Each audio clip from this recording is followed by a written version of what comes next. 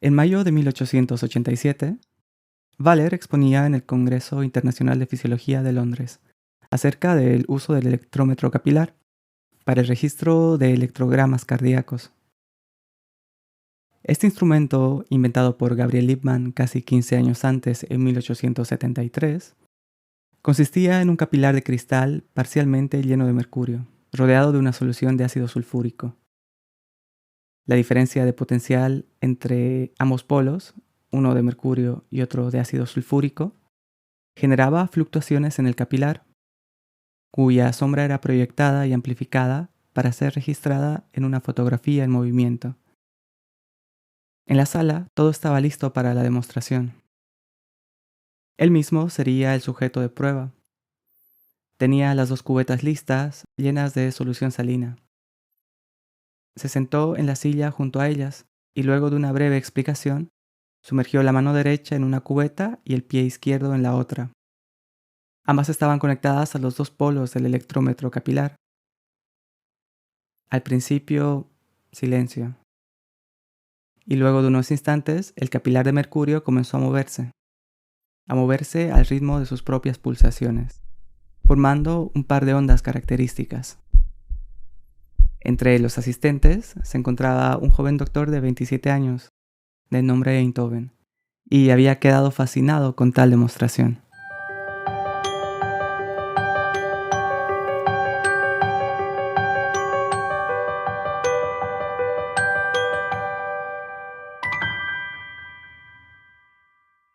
August Waller tenía 31 años para entonces.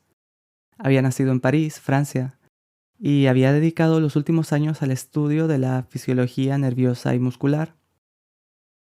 Encontró en el electrómetro capilar un instrumento para mediciones como la que acababa de demostrar. Publicaría el mismo año, en 1887, un artículo llamado Una demostración de los cambios electromotores en el hombre que acompañan al latido del corazón. En el mismo indicaba brevemente el funcionamiento del equipo y cómo había registrado las variaciones del electrómetro capilar en una foto en movimiento. Esto lo realizó de 2 maneras: con la ayuda de 2 placas electrodos de zinc bañados en salmuera, o por medio de 2 cubetas de solución salina, donde el sujeto sumergía un brazo y un pie. De cualquiera de estas formas obtenía ambos polos, los cuales se conectaban tanto con el polo de mercurio como con el de ácido sulfúrico. Notó que con el uso de placas, además, una en el pecho y otra en la espalda a la altura del corazón, las ondas creadas por el capilar eran más grandes, mientras que con las cubetas se hacían pequeñas y difíciles de interpretar, aunque estas eran más prácticas. Adjuntó imágenes de los registros de actividad en ranas, gatos y humanos, y notó 2 ondas formadas, una positiva y otra negativa, unidas por una breve meseta positiva, notando también cómo estas variaban en su positividad o amplitud si se alteraban las posiciones de los electrodos. Tales ondas corresponderían a la despolarización y repolarización ventricular. La actividad auricular no era discernible con su instrumento. En cuanto a la relación con el ciclo cardíaco, dijo lo siguiente: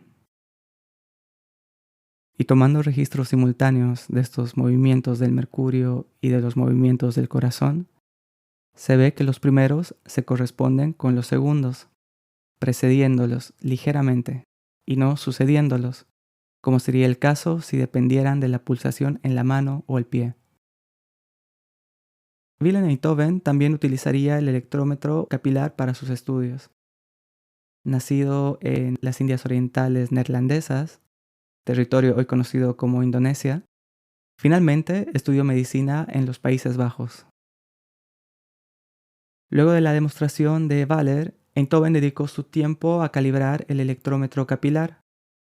Para 1895 había conseguido una aproximación mucho mejor de las ondas eléctricas de Waller, acuñando también el término electrocardiograma.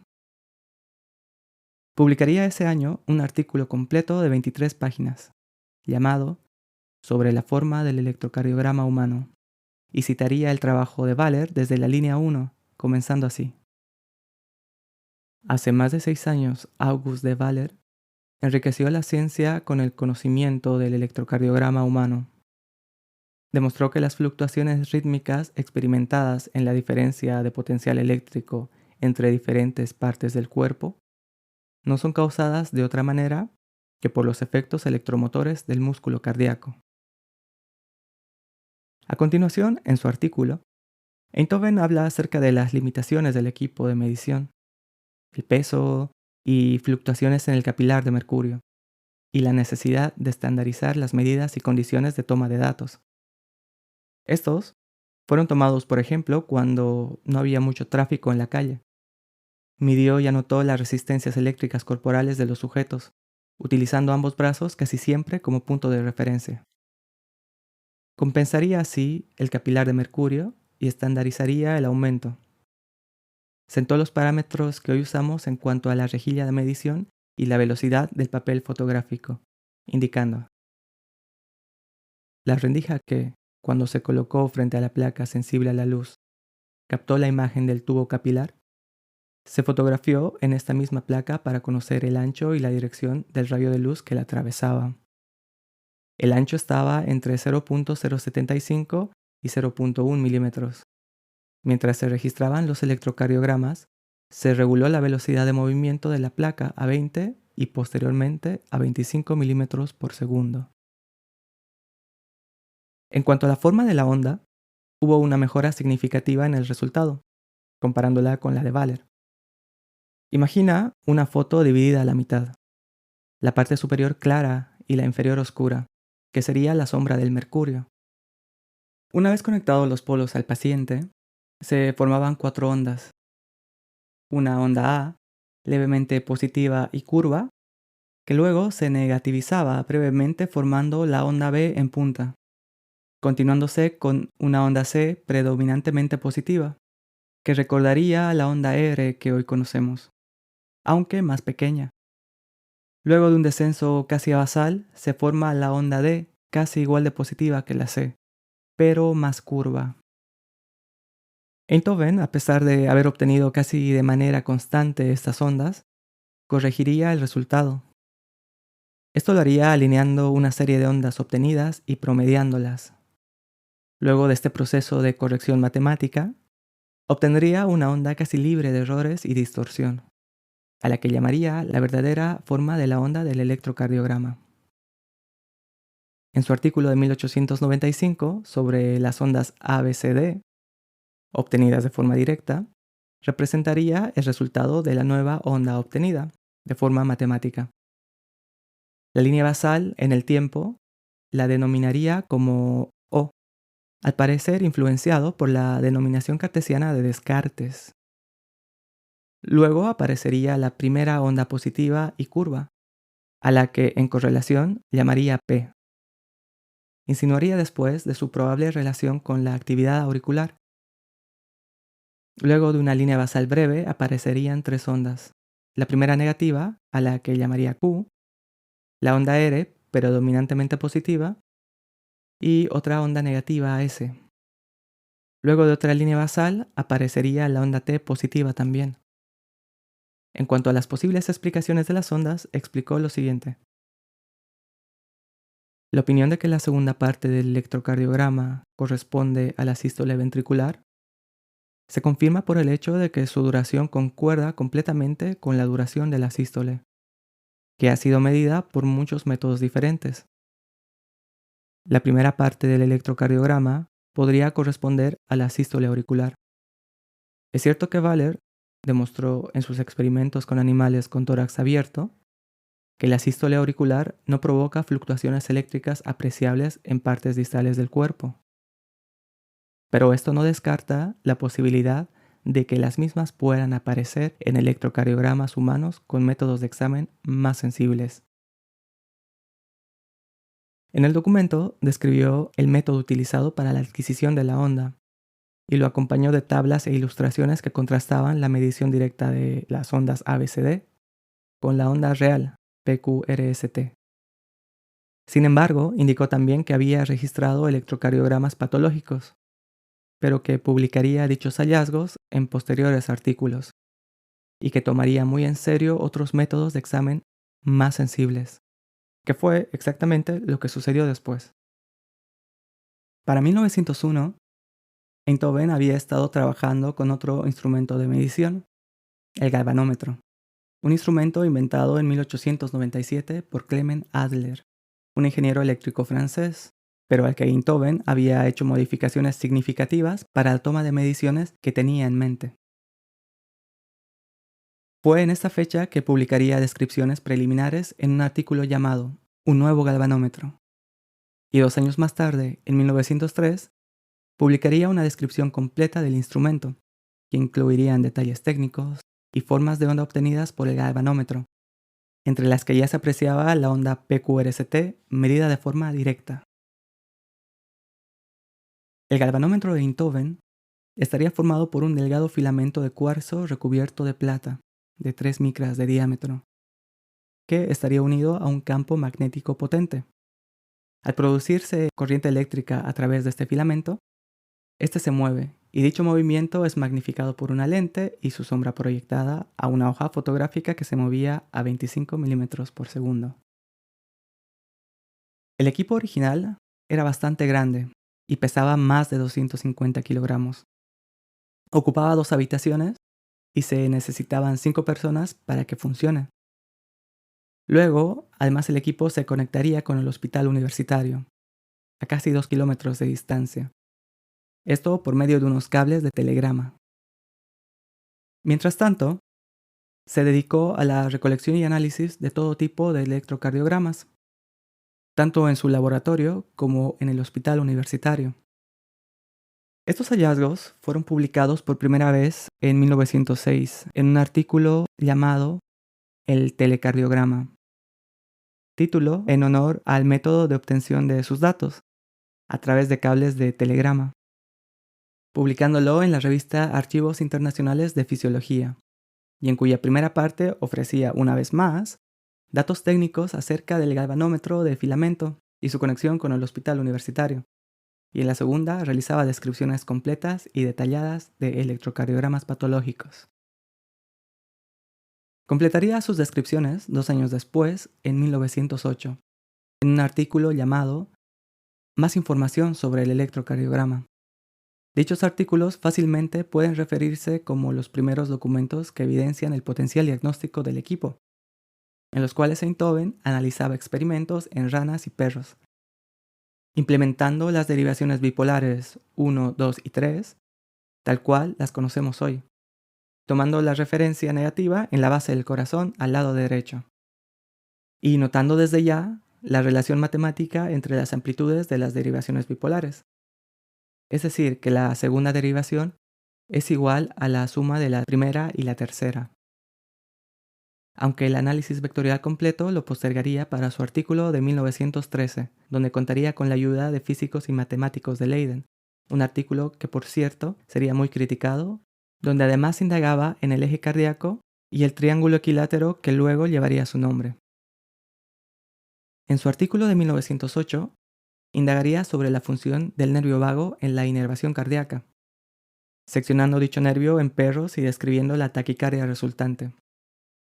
Otras descripciones incluirían el resultado de la sedación con cloroformo de forma superficial y profunda en animales, así como lesiones en la aorta abdominal donde observaría ondas T negativas. En humanos se limitó a observar, claro, por razones éticas. Entre sus registros contaba con más de 5.000 electrocardiogramas, documentando casi siempre las 3 derivaciones por la importancia de tener un registro lo más completo posible, comentaría, y obtendría un registro fotográfico para la publicación de las ondas más llamativas. Documentó, entre otras cosas, taquicardias por esfuerzo físico intenso.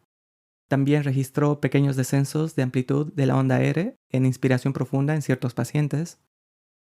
Haría descripciones detalladas en pacientes con hipertrofia cardíaca izquierda que sufrían de estenosis aórtica, notando la gran amplitud de las ondas R y las ondas T negativas. También registraría electrocardiogramas de pacientes con pericarditis adhesiva, con ondas de baja amplitud, extrasístoles, pulsos taquicárdicos irregulares sin ondas P, alorritmias, hoy conocidas como bloqueos auriculoventriculares, endocarditis, etc. Con su equipo también podría visualizar la onda U, menos constante que las demás y presente en menos cantidad de pacientes. Todos estos hallazgos y más los registraría y describiría metódicamente y además indagaría en su posible explicación, acertando muchas veces. Sin duda, Valer había sembrado el impulso por conocer más acerca de la electrofisiología cardíaca. Muchos autores, además de Einthoven, comenzaron a investigar al respecto.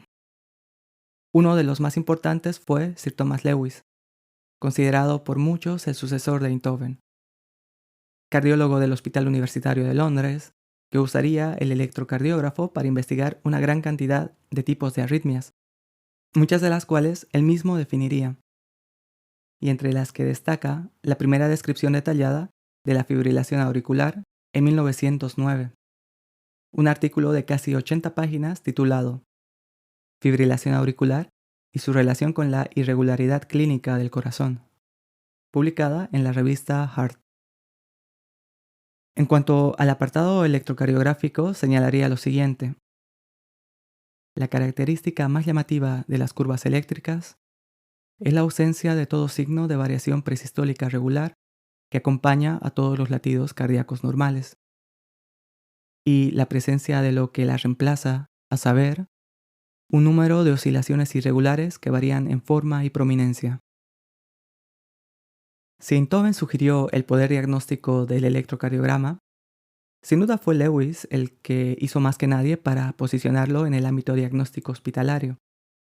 Además acuñó el término ciencia clínica, en relación al ámbito clínico e investigador que llevaba simultáneamente. También en 1909, Hertz y Goddard, sin saberlo, describirían el primer caso de flúter auricular. Aunque estos no contarían con un electrocardiograma, su descripción clínica sería bastante completa, detallando frecuencias auriculares de alrededor de 230 por minuto observadas en el cuello del paciente y ventriculares entre 70 y 120, constatando el pulso. No concluirían con un diagnóstico preciso. En 1911, Joly y Ritchie en Edimburgo publicarían una descripción detallada de la misma arritmia auricular, considerándola distinta a la fibrilación auricular y denominándola flúter auricular por primera vez, describiendo las ondas A cañón del pulso venoso y demostrando de manera gráfica las ondas P rápidas en el electrocardiograma. El paciente refería que sufría por meses de una especie de revoloteo en el corazón, que había pasado por primera vez mientras bajaba una cuesta. El término flúter no era nuevo, y se había mencionado por primera vez ya en 1887 por McWilliams. El término dientes de sierra, característico de la forma de onda, tardaría casi 3 décadas más en utilizarse y en aparecer publicado.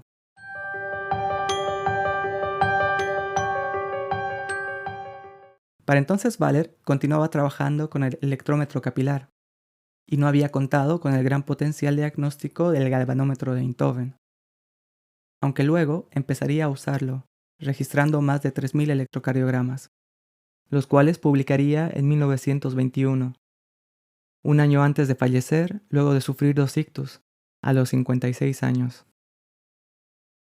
2 años después, en 1924, Einthoven recibiría el Premio Nobel de Fisiología/Medicina por su descubrimiento sobre el mecanismo del electrocardiograma. No se olvidaría de Valer o Lewis y tantos otros que contribuyeron a la difusión del electrocardiógrafo en su discurso.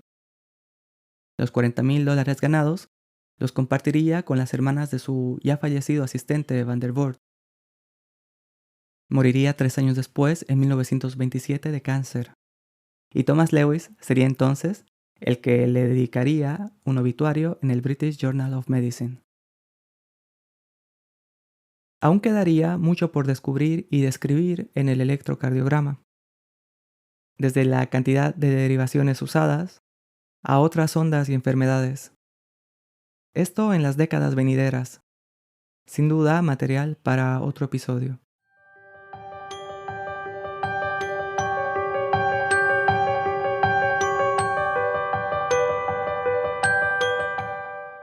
Terminamos citando a Einthoven al recibir el premio Nobel en 1924. Se ha abierto un nuevo capítulo en el estudio de las enfermedades del corazón. No por el trabajo de un solo investigador, sino por el de muchos hombres talentosos, que no han sido influenciados en su trabajo por fronteras políticas y, distribuidos por toda la superficie de la Tierra, han dedicado sus poderes a un propósito ideal, el avance del conocimiento por el cual, finalmente, se ayuda a la humanidad doliente.